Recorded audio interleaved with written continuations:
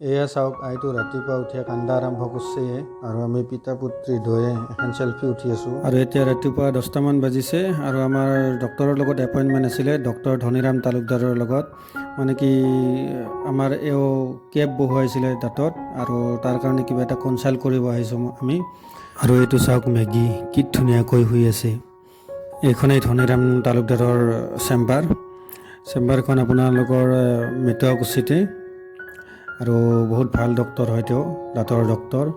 বহুত ধুনীয়া ট্ৰিটমেণ্ট গতিকে কিবা যদি প্ৰব্লেম হয় দাঁতৰ তেনেকুৱা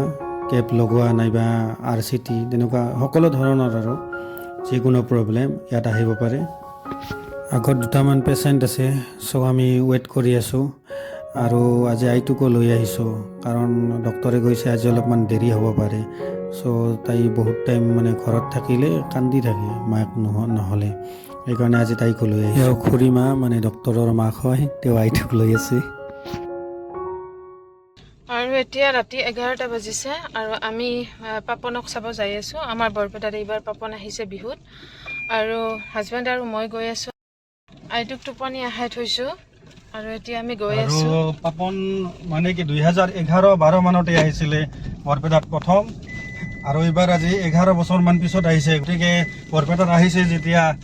এবাৰ নাচালেও নহয় পাপনক জানে এইটো আৰু মইতো দেখি পোৱাই নাই এইবাৰ প্ৰথম চাম সেইকাৰণে বহুত এক্সাইটেড হৈ আছোঁ মানে চাব গতিকে আইটোক এৰিও আমি আহিব লগা বাধ্য পাপনৰ কাৰণে গতিকে ভিডিঅ'টো চাই থাকিব ইউটিউবাৰ হৈ লেভেল নিচিত আন্ধাৰ হৈ আছে হ'ব আমি এজন আপহৰ হৈ যাব খেৰা লাভলি লগাই আহিছোঁ এই চাওক গাড়ী ইমান দূৰত আমি থৈ আহিছোঁ গাড়ী ইমান দূৰত থ'ব লগা হৈছে তাৰমানে ইমান ভিৰে পাপনৰ কাৰণে চাওক এইবিলাক দেউলেন হৈছে আজি বৰপেটাত দেউলেন কিমান স্পীডত গৈছে চাওক কিজানি পাপন গুচিয়ে যাব দেখাই পাব নাই কিজানি পাপনক চোৱা তাৰমানে ইমান আশা আছিল আজি দাঁতৰ বেদনা তথাপি আহিছে পাপনক চাম বুলি চ' এক্সাইটেড মানে ছুপাৰ এক্সাইটেড আৰু এক্সাইটমেণ্ট চাওক কিমান স্পীডত খোজকাঢ়িছে আৰু এয়া ফাইনেলি ভিতৰত গৈ আছোঁ আমি আৰু যিমান মানুহ হৈছে ইমান দূৰৰ পৰা পাপনৰ একলাই গানটোৱে শুনিব পাম কিজানি মুখ চুক একো দেখা পাব নাই কিজানি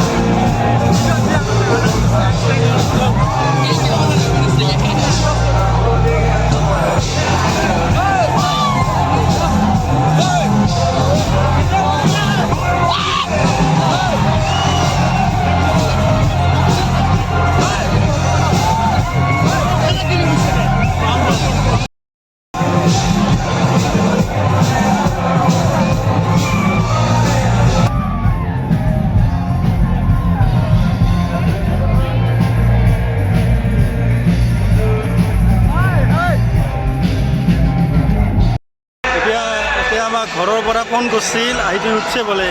গতিকে পাপনৰ অনুষ্ঠান এই 12:30 বাজিল মোটামুটি, আধা দেৰি যাব লগা হ'ল আমি।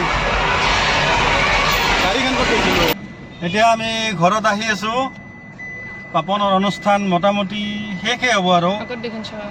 উপভোগ কৰিলোঁ আৰু যিমান পাৰিলোঁ। আইটোক এৰি আহিছোঁ যিহেতু, ঘৰৰ পৰা ফোন কৰিছে তাৰমানে আইটো উঠছে বুলি, গতিকে যাব লগা হ'ল এতিয়া ঘৰত।